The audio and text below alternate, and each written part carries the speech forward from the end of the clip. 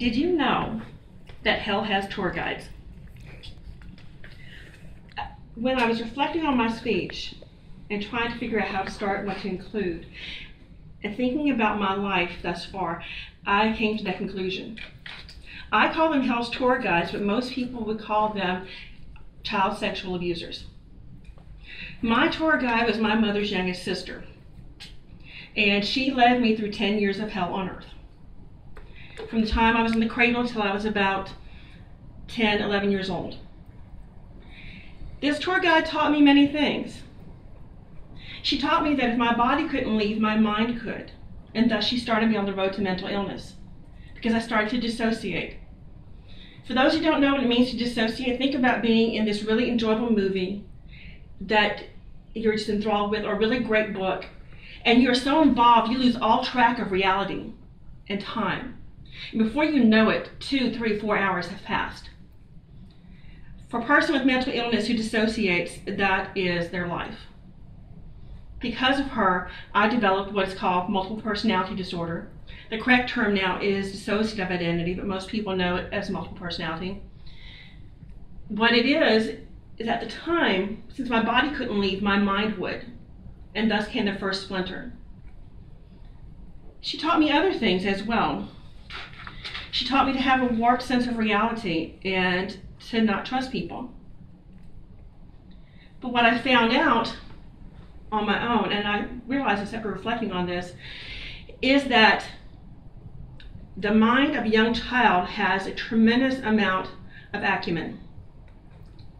Because when you think about it, how shrewd does a young child have to be to know that since my body can't leave, my mind is going to? Very creative way to protect yourself. There was no one else there to protect me, but my mind did. As I grew up, she continued to teach me other things. She taught me to not trust people.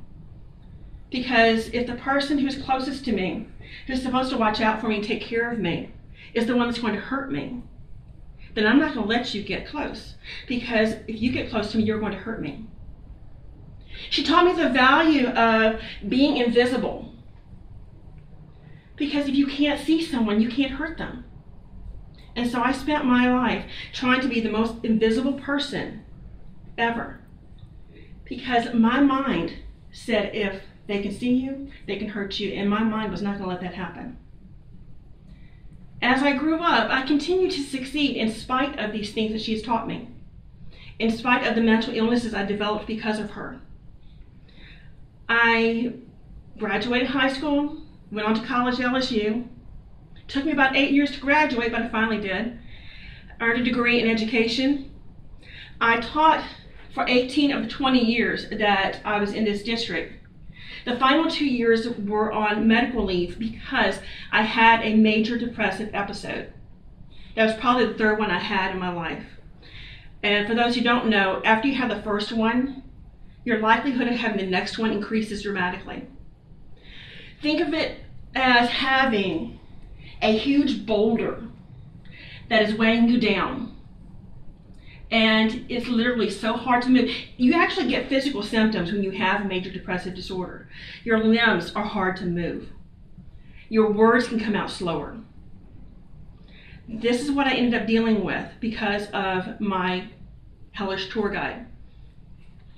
I was fortunate that I was able to find competent treatment. And I was able to get finally diagnosed with all the various mental illnesses that I developed. Most people, when they get a diagnosis of mental illness, they're like, oh my gosh, what am I going to do? I can't tell the neighbors. Me, I was, thank God, finally someone's figured out what's wrong with me.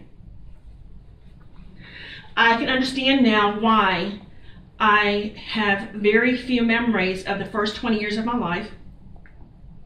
The ones that I do have are mostly good. I remember going to parties. I remember going to picnics, so it wasn't all a downer. But I started getting all these diagnoses. I was so relieved. I had a diagnosis of post-traumatic stress disorder, which for those of you who thought it was for combat veterans, it's not just for combat anymore. Anyone who suffers trauma, whether it be a one-time thing or an ongoing experience, can develop post-traumatic stress disorder. Since mine was 10 years of my life, it is a lifelong battle. I was diagnosed with dissociative identity disorder, known as multiple personality. It's a disorder that's in the PTSD spectrum. I got the diagnosis of hoarding. Have you ever seen hoarding buried alive?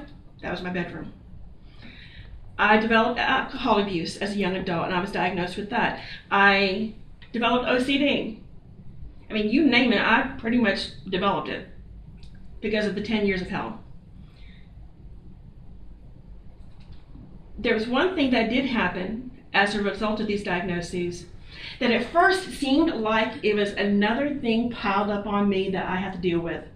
And that was when a psychiatrist gave me a prescription for a medicine that's meant to enhance depression meds, but I got tardive dyskinesia instead.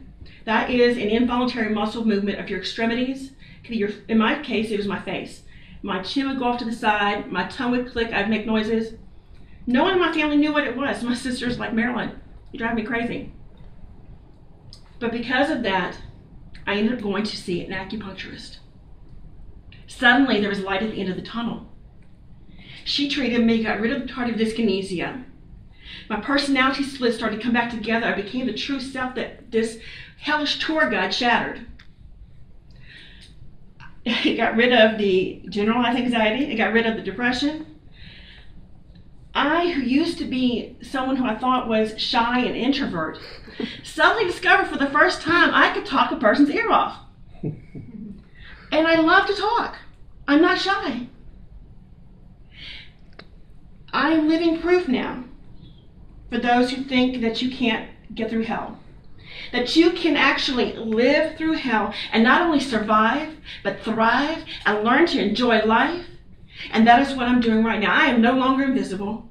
I'm enjoying my time in the sunshine, meeting new people, and it is an amazing experience. Thank you.